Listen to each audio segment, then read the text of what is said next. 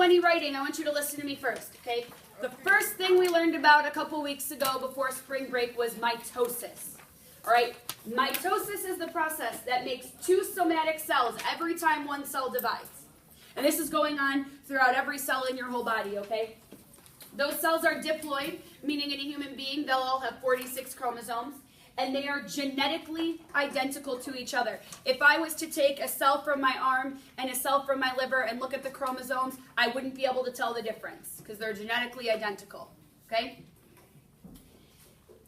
The process of mitosis has, 6 stages right there, starting with interphase. Interphase is our important phase. That's where the cell is doing cell stuff, but most importantly, that's where your chromosome replicates. So you go from having a chromosome that looks like this to a chromosome that looks like this, where this half is exactly identical to this half. All right? Prophase, metaphase, anaphase, telophase, cytokinesis when they split. Up here, I've drawn you a nice picture. So I start off with my cell. It's got 2 chromosomes in it. In prophase, they replicate so they look like 2 X's. In metaphase, they line up in the middle, and this half becomes separated from this half into 2 different cells. So I get 2 cells that are genetically identical to the cell that I started off with. Make sense? Yeah? All right, draw that, please. Just that half of the board. Do not draw this half yet. Yes, I want you to write it and draw it.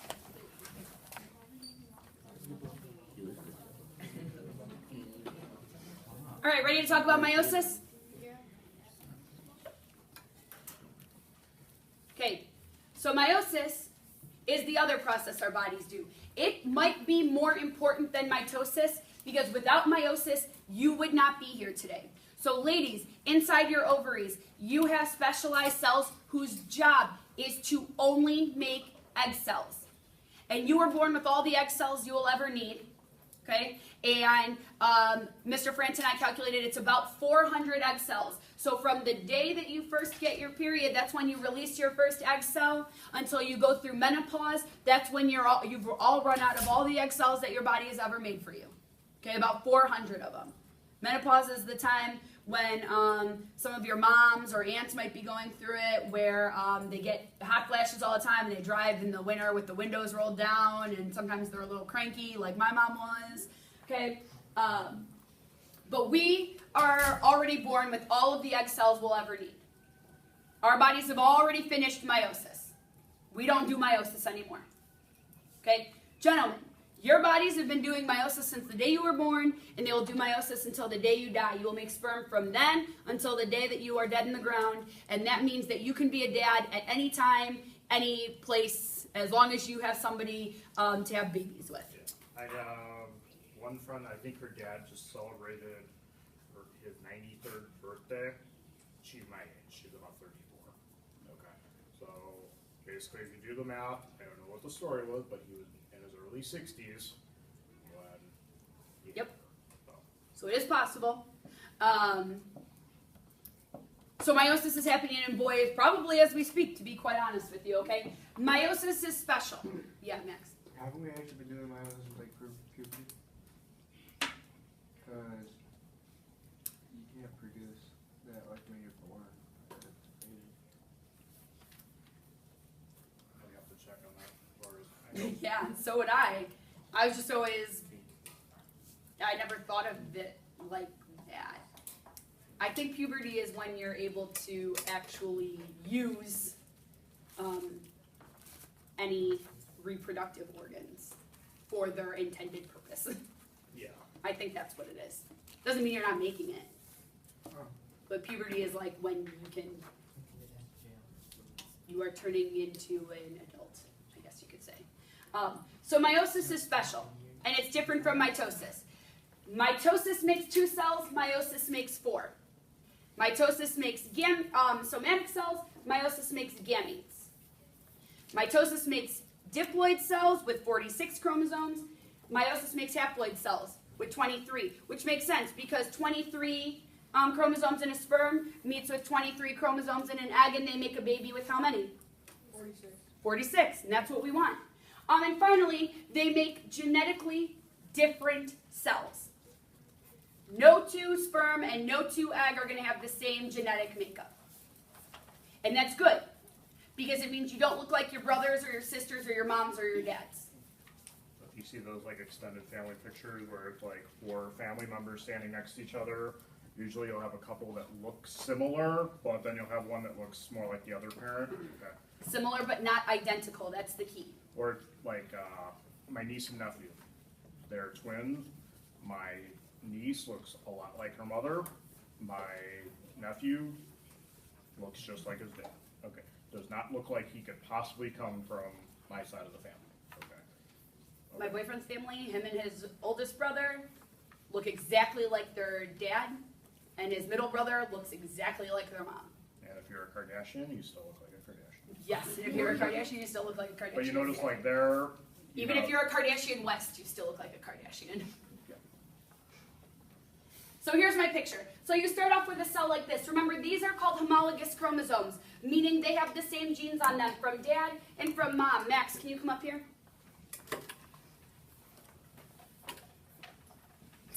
Max and I are homologous chromosomes, okay? We have the same, or we have similar genes. My gene for a shirt is this striped sweater.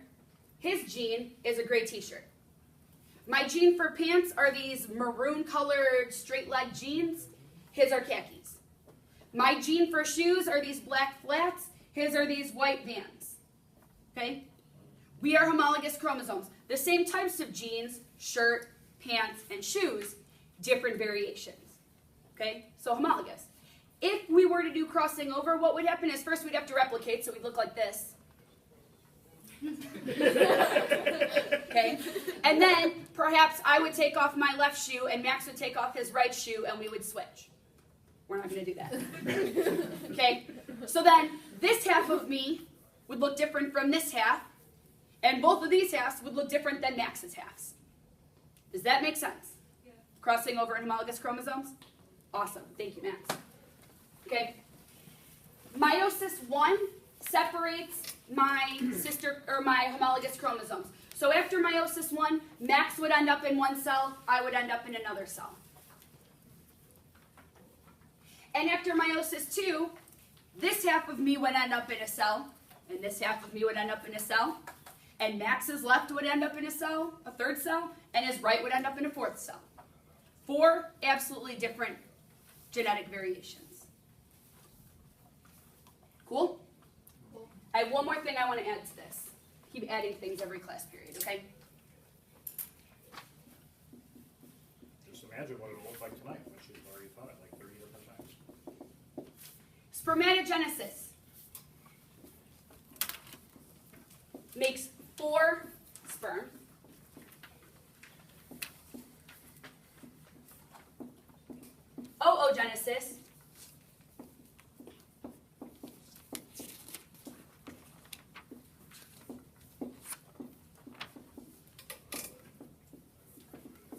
Oogenesis makes 1 giant egg and 3 polar bodies. Basically what happens is my 1 egg sucks all the cytoplasm out of the other 3, and they become shriveled nothingness that can't be used. So they die, and we're left with 1 egg. And as Mr. Franta explained earlier, the egg is so much bigger than the sperm because it has to contain all of the extra stuff, cytoplasm, proteins, organelles that are going to be needed when we first start making a zygote or a baby. And a zygote is what happens when egg meets sperm. The very first thing you get is a little zygote before it's even a fetus. It's 1 cell. Okay? And then it turns into a blastula, which is made of like 8 cells. Yeah, when does it actually connect to the uterus? You know, from the umbilical cord? Oh, I don't know when that is. I just know that, interestingly enough, your butt forms first and your head forms last. You form from the bottom side up. Yeah.